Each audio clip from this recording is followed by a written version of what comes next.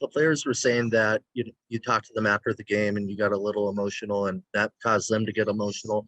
What was it about tonight's game that was so special?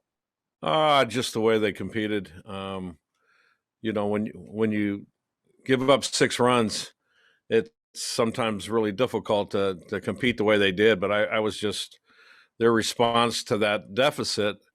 And then I really thought Mariah was a huge factor today, coming in and giving us a really good ball game. But yeah, it was just I've been around a lot of games, and I told them that they showed it more grit than anyone I've seen in a long time.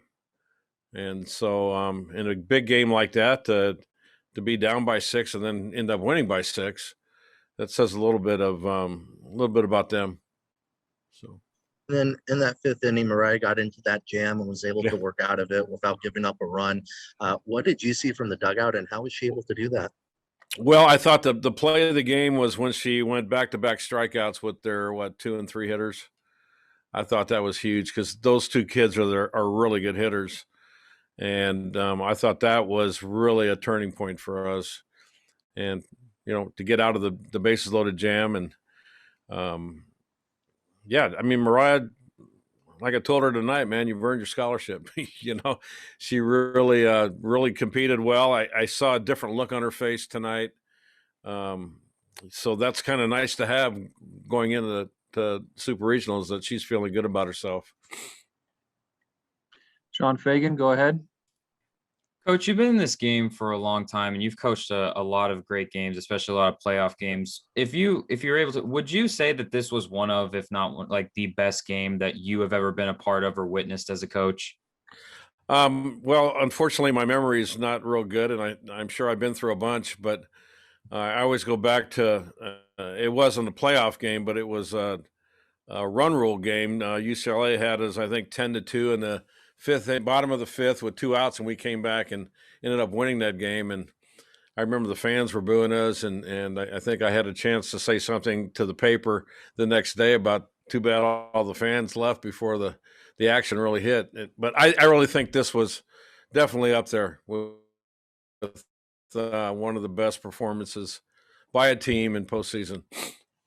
And then, Coach, between everything that's now happened between your school and Ole Miss, with you knocking them out a few years ago, and then with you knocking them out again this year, would you say that with this game and the history that you now have with Ole Miss, do you feel that it maybe is now branded a permanent rivalry with your two schools? Well, I think anytime you see someone multiple years and you end up on the winning side, it definitely, it's hard to say it's not. But two different staffs, and they had a few kids from the year that we beat them last time, but I don't look upon that. I mean, my biggest thing was just taking care of business, whoever we play, and we did a good job of that tonight. David Kelly, go ahead. Hey, Mike, what have you seen as the biggest difference with Mariah since, where she was at Arizona State to now, and how she's gotten here? Well, it's just number one, trying to simplify things in her mind. I remember at Florida, her and I sat down and we talked about the mental game, and I talked about her body language and how her teammates kind of perceived that when they're playing defense. And I think she was just putting too much pressure on herself, trying to be too perfect. And, Mariah's the type of kid that's going to say, you know what, I'll give you everything I have. And I just think it's taken a while for her to kind of get back to that feeling that she trusts her stuff. And there was a little bit mechanics that I think they worked on, but I think right now it's just her mindset is just she's not pitching to not get beat. She's executing her pitches, and whatever happens. And that's kind of what I told her. Once you release a pitch, there's not much you can do, but you need to have some conviction when you throw pitches. And if you pitch not get hit, you're probably going to get hit. And she's got good stuff, good movement. If she attacks the zone, she's very effective. When she's nibbling, she gets behind in the count, then she's going to have to come in the middle of the zone. That's when she has problems. So I'm just proud of her mental state right now. I think she looks like a different person. I told her that tonight. I never saw that look on her face where she was that worried look. Tonight there was some determination and composed. Ryan Kellepier, go ahead. What was the explanation that you got on that fielder's choice that when the ball got knocked out of Reina's glove? Well, Reina dropped the ball.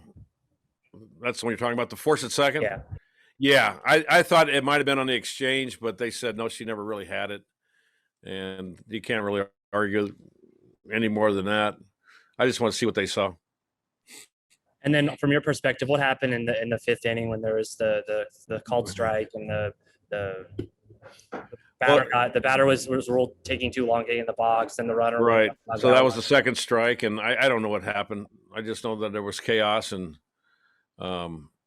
I think the umpires did a pretty good job of regrouping everyone and figuring out the situation. And I think their coach did a good job of getting their team together and talking to them and trying to settle them down. But yeah, it got a little emotional there, and that happens. Javier Morales, go ahead. Hey, Coach. Jessie just said that after she caught that line drive down the game, she made it a point to give you the ball because she said you deserve the ball. What are your thoughts about that? Well, that was pretty special for her. Yeah. And also, you touched on this a little earlier. This weekend, what did it do for your team's psyche after the way the last 8 games of the regular season went? What are your thoughts about now going to the Super Regional? Well, if you've ever been through this, it's a grind, and there's, we kind of knew where we're at, and I kind of look back at the UCLA series as being really a good way at the end of the year because it was a tough opponent, and I figure whoever comes in here, we're going to be prepared for them and be battle tested. And so I think, any time you can come back from a 6-run deficit and win a ball game, it's got to help your confidence. But we're going into Arkansas, who's a really good team, good pitching, good defense. They swing the bats, and they draw lots of people. And so I think it's going to be that challenge where we've talked about all year about being able to play well on the road. This is our opportunity. The thing about it at this time of the year, there's no tomorrow. So you either figure it out or you're done. So I like where we're at right now. And I think tonight was a really good confidence boost for us. And I think the kids right now feel that they're invincible. So hope they carry that in. John McKelvey, and then we'll wrap it up with Troy Hutchison after that. So, John, go ahead. Yeah, Okay. Coach, I have to ask you one more question about Mariah's mental state. I mean, you mentioned that kind of got like chaos there in the bottom of the 5th inning, and you have batters walking halfway down to third base, and she just never let any of that phase her. Was that kind of the final test for her to get over that hump? Yeah, I think just the way she carried herself throughout the whole finish of that game. I mean, what obviously I was very, very happy after the bases loaded, and then she strikes out 2 of their best hitters. I really feel like that Mariah's arrived. She's back to where, she feels like she can beat anyone instead of playing this game not to fail. And she's got that other motor that sometimes I haven't seen this year. I thought I saw it tonight. And we'll wrap it up with Troy Hutchison. Looking ahead to next week against Arkansas, what's an area that you think your team needs to improve on heading into that matchup? Well, it's just competitive at bats. It's, you're going to be challenged with a good pitcher that they're very battle tested. And so you've got to eliminate mistakes and have competitive at bats, and you got to pitch well, you got to play good defense, and you got to get timely hits. And I mean, that's what it comes down to in postseason. So that's kind of what we need to be able to do when we get there. Can't predict the future. I don't know, but I think this team's ready. All right, that's it, Coach. Thank you and good luck next weekend. Thank you.